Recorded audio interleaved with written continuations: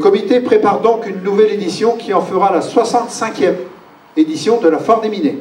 La jauge de la foire se situe autour de 370-380 exposants commerciaux. À nous de créer les conditions d'un parcours cohérent et attractif pour les visiteurs, permettant de stimuler l'achat d'impulsion.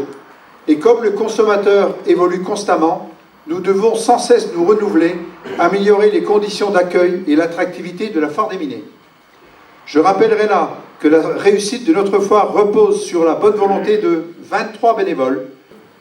Comme chaque année, le pôle commercial, qui est l'essence même de notre foire, sera complété par d'autres pôles. Tout d'abord, le pôle agricole, avec le concours de la race normande. Nous avons la présentation et le concours des animaux le samedi et le dimanche, entouré d'une vingtaine d'exposants, travaillant en majorité avec le monde agricole de notre région. Nous retrouverons à nouveau le pôle des saveurs, avec des producteurs locaux, régionaux et de beaucoup plus loin, bien entendu. Le pôle économique ensuite, toujours piloté par Christian Lantignac. Le pôle des associations, enfin, dans la prairie, sera une nouvelle fois très fréquenté. Cette nouvelle édition ouvrira le vendredi 7 septembre à 14 h, avec une inauguration, comme d'habitude, à 17 h.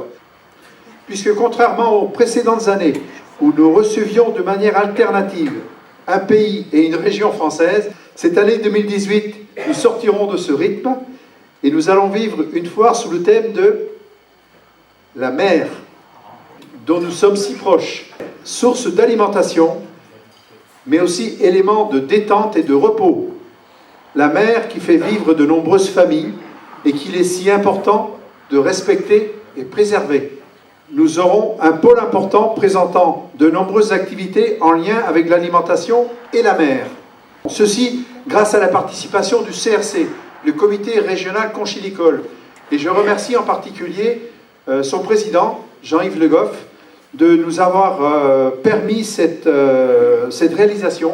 La Société nationale de sauvetage en mer sera également présente, ainsi que la maison familiale de Chaland. Une autre présentation importante d'activités en lien avec la mer sera également réalisée dans un chapiteau complémentaire avec les conserveries Gendron.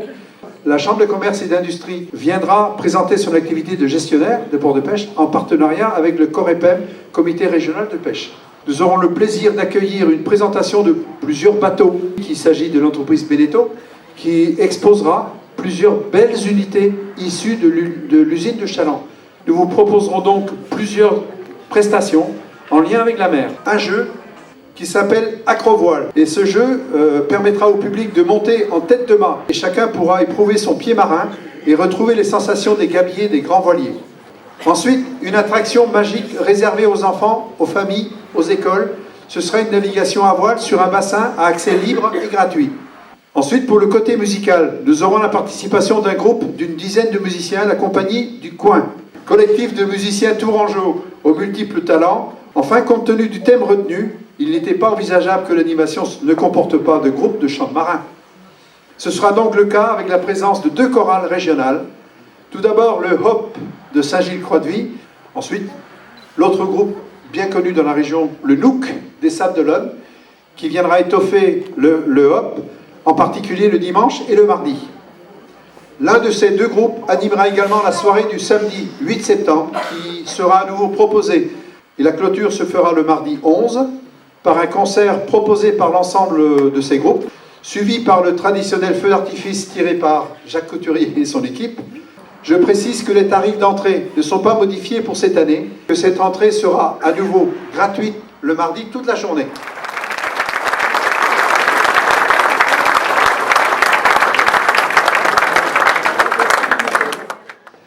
La foire, tu l'as dit Jean-Jacques, tu as dit l'essentiel, je crois que c'est un événement incontournable du Nord-Ouest Vendée, avec un retentissement qui va bien au-delà du département.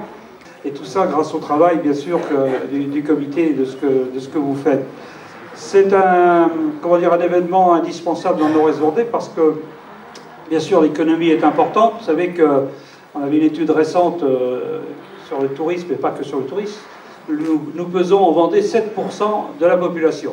Et nous pesons par contre 14% de l'économie. Donc ça veut dire que le territoire est dynamique. Et s'il est dynamique, c'est bien sûr grâce aux chefs d'entreprise, j'en aperçois ici. Mais c'est grâce aussi aux associations et à tout le travail de promotion qui est fait. Et on va vraiment vous souhaiter un très bon vent 2018. Pour la voile, c'est mieux d'avoir un peu de vent. Et je suis persuadé que ce sera évidemment un très très bon cru. Voilà, je vous souhaite une bonne soirée à toutes et à tous.